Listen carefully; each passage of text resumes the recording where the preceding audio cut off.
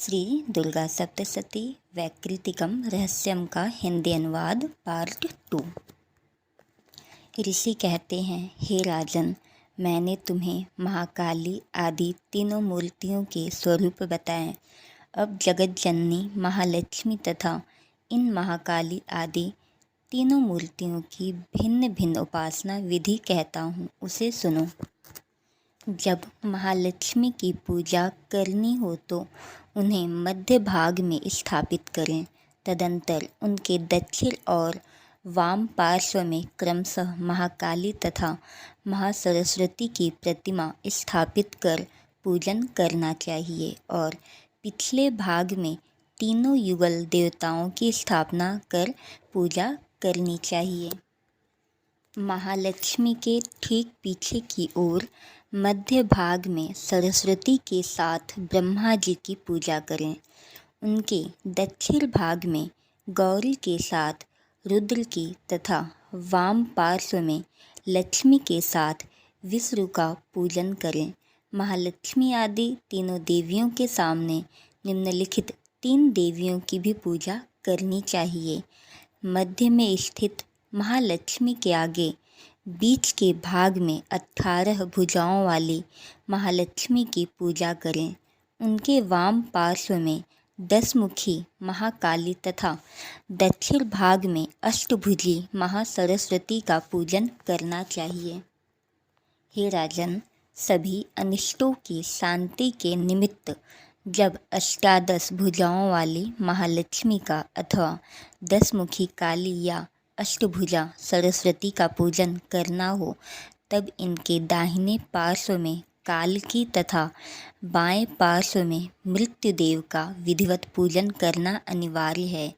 जब शुंभासुर संहारिणी अष्टभुजा देवी की पूजा करनी हो, तब साथ ही उनकी 9 शक्तियों एवं दाहिने भाग में रुद्र तथा वाम भाग में गणपति का पूजन करना भी उचित है। नमो देव्यै इस श्रुत मंत्र से महालक्ष्मी देवी की आराधना करनी चाहिए। उनके 3 अवतारों के पूजन काल में श्रुत में वर्णित मंत्रों का ही प्रयोग करना चाहिए। 18 भुजाओं वाली महिषासुरमर्दिनी महालक्ष्मी ही विशेषतया आराध्य है, क्योंकि वे ही महालक्ष्मी, महाकाली और महासरस्वती भी कही जाती हैं।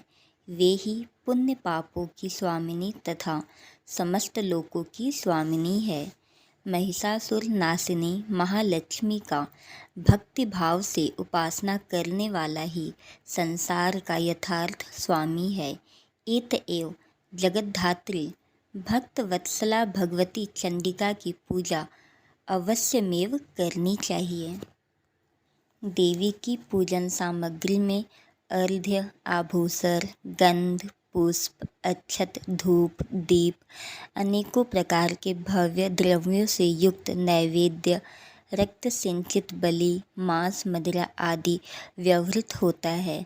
ब्राह्मणों के लिए मांस, मदिरा का प्रणाम, आचमनीय जल, सुगंधित चंदन, कपूर तथा तांबूल आदि निवेदित करके भक्ति पूजन पूर्वक देवी का पूजन करना चाहिए। देवी के सामने छिन्न मस्तक वाले महिषासुर की पूजा करनी चाहिए, जिसने भगवती के साथ सायुज्य पद प्राप्त कर लिया है। इसी प्रकार देवी के सामने दाहिने ओर उनके वाहन सिंह की भी पूजा करनी चाहिए, जो समस्त धर्मों का प्रतीक स्वरूप एवं सद्विध विभूतियों से संपन्न है। उसी ने इस चराचर विश्व को धारण किया है।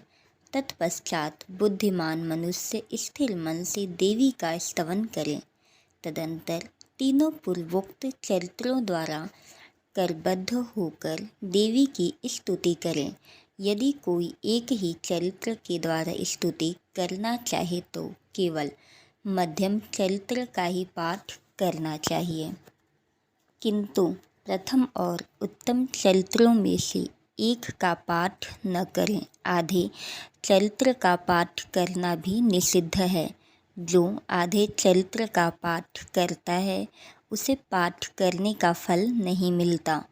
पाठ समाप्ति के बाद आराधक देवी की प्रदक्षिणा करके नमस्कार करें तथा प्रमाद त्याग कर जगदम्बा के निमित्त मस्तक पर हाथ जोड़कर अपनी त्रुटियों के लिए उनसे बारंबार क्षमा याचना करें।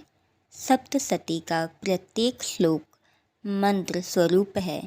उसी मंत्र के द्वारा तिल और घृत से निर्मित खीर का हवन करें अथवा सप्तसती में उल्लिखित मंत्रों के द्वारा चंडिका देवी के लिए पवित्र हविष्यान्न का हवन करना चाहिए।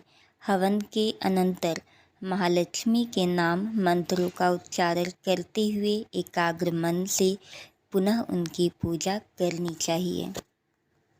तदंतर विनम्र भाव से हाथ जोड़कर मन और इंद्रियों का निग्रह करते हुए देवी को नमस्कार करें और अपने अंतर मन में उनका ध्यान करके देर तक चिंतन करें।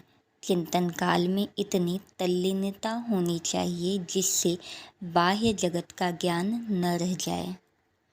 इस प्रकार प्रतिदिन भक्तिपूर्वक मनुष्य परमेश्वरी का पूजन करके इप्सित भोगों को भोगता है और अंत में देवी का मोक्ष प्राप्त कर लेता है।